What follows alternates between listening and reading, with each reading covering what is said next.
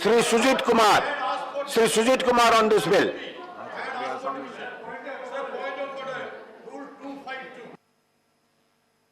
No point of order.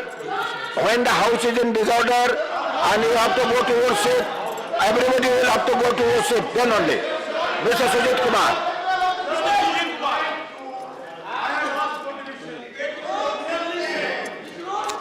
Sir,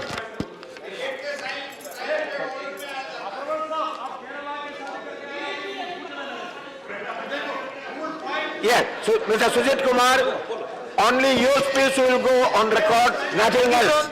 Nothing else will go on record, only Sujit Kumar's speech will go on record. thank you, sir.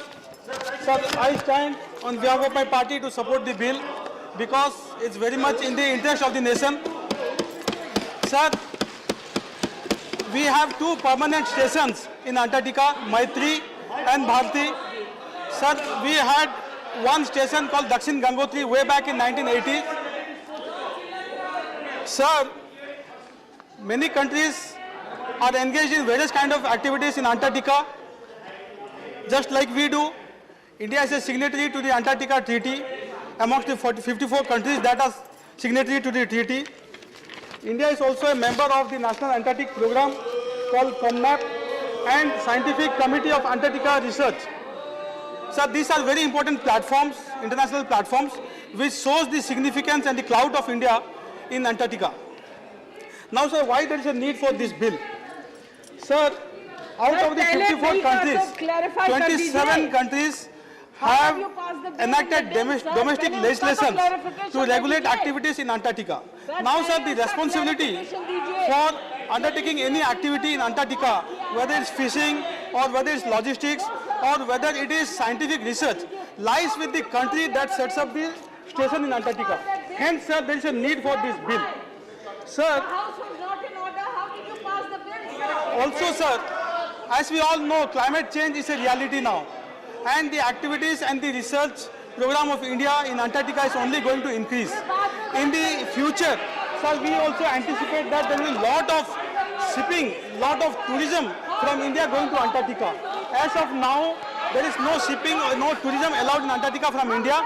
But in the future, when it's allowed, then I think, sir, there will be definitely a need to regulate these activities as per the international norms and international conventions. Hence, sir, there is a need for this domestic legislation. Sir, this is also, sir, in sync with the emergence of India as a major global power in various sectors. Now, sir, why and how this framework will be in India's interest? First of all, sir, because this will lead to standardization of environmental quality. Procedure that's being followed. That it will lead to standardization of environmental clarity Agitation is in not in order. tune And he's with domestic wasting his environmental time. legislations. Secondly, sir, it will give a huge boost to domestic research, scientific research, and I have said this time and again that we as a nation spend very less on research. As a nation, we spend only 0.7% of our GDP on scientific research.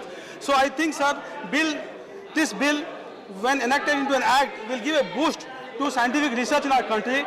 Hence, we welcome this bill.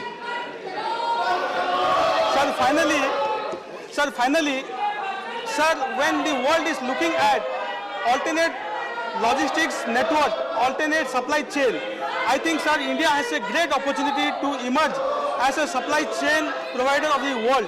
So, sir, our shipping industry will also get a boost when there is regulation and when we are in tune with global conventions and norms. So, all in all, sir, I think this is a wonderful bill which will help India realize its dream of becoming a $5 trillion economy, give boost to scientific research, and finally give a boost to our scientific community. Thank you, sir. Thank you. The next speaker is Niranjan Reddy, Singapore.